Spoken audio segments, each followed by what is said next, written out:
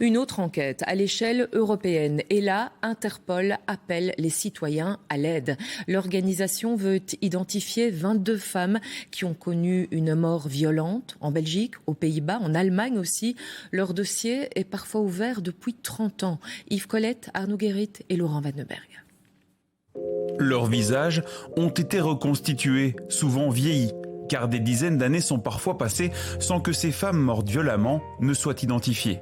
22 dossiers ont été sélectionnés par Interpol, 7 en Belgique. Chaque personne décédée a le droit d'avoir un nom parce que derrière, il y a une famille qui est en attente, une famille qui souffre et qui, depuis parfois de nombreuses années, souhaite savoir ce qu'est devenu leurs proches.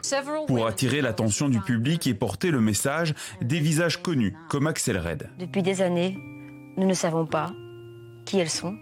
Und woher sie kommen.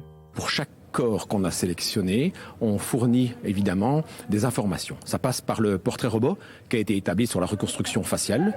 Ça passe par les éléments contextuels, le lieu, le temps.